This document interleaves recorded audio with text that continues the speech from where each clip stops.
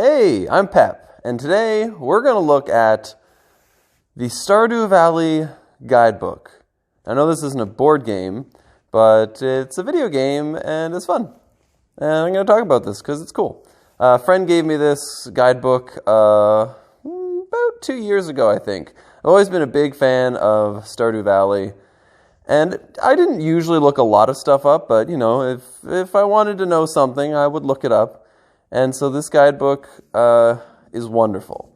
So if you look at all of this beautiful art,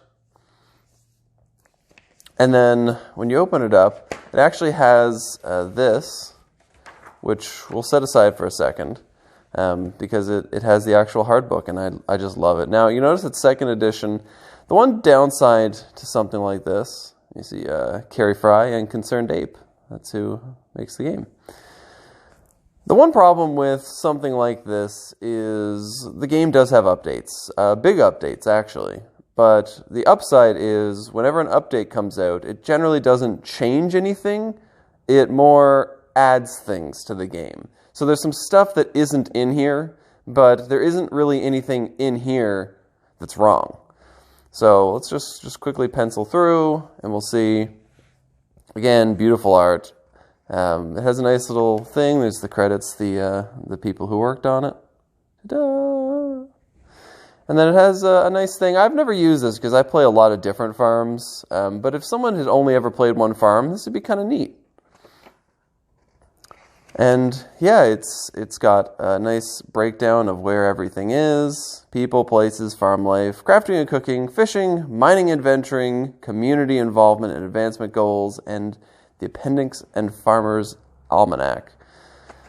And yeah, so to get it started is just a lot of information. The farming with friends, a little bit, I believe, talks about the multiplayer. Yep. And just gives you some general advice for the game. Don't worry about all that. You probably know most of that. Now this is handy. It's a map of where everything is, which is very useful. And then there's some of the other locations and the maps.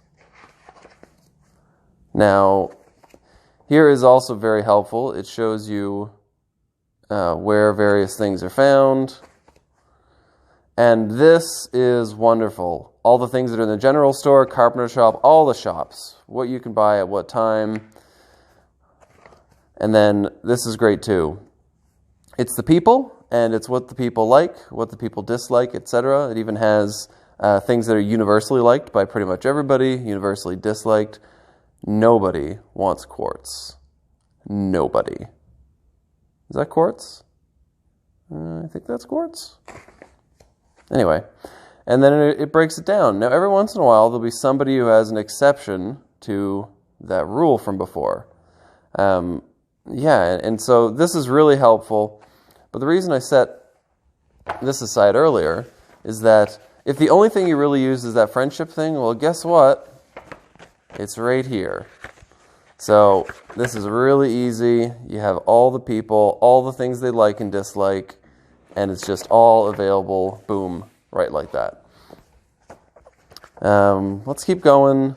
There's a couple other really important things in here. Again, though, just look at all the beautiful, beautiful art in here.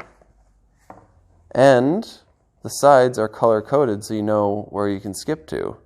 There's a lot of the recipes for things. What I wanted to skip to, I believe, is, yes, the fish section. So it shows you where each fish is. Like this is ocean fish. And it shows you what time, what seasons. It's very handy. On top of that, though, you have what's in each of the geodes, which is helpful. What you can find in the different parts of the mine, which is very helpful. The monsters you find in the mine. And I believe there's one more neat thing. Yeah. So this is a breakdown of all the stuff from the community centers, and it has little check boxes. So again, if you only ever wanted to use one farm, or maybe you buy a bunch of these books and you use one for each farm, you could check off the things as you get them. And then, yeah, it has just an almanac of the prices and whatnot of everything. Lots of easy to use breakdowns. Overall, this handbook is wonderful. Not only is it helping to support the game and support the people who made the book themselves, but on top of that, it's just all this information is so easy to access. You don't have to look things up online and use wikis. You can just flip to a page pretty easily. And the color-coded sides make it easy to get to approximately the section you're looking for. You could fold pages or leave bookmarks in there if you have places you go to constantly as well. But anyway, I've used a ton out of this book. And if you'll enjoy Stardew Valley and you ever find yourself able to get this book, or you know someone who does enjoy the game, this makes a wonderful gift. This guidebook is fantastic. Anyway, that's all I have to say about that.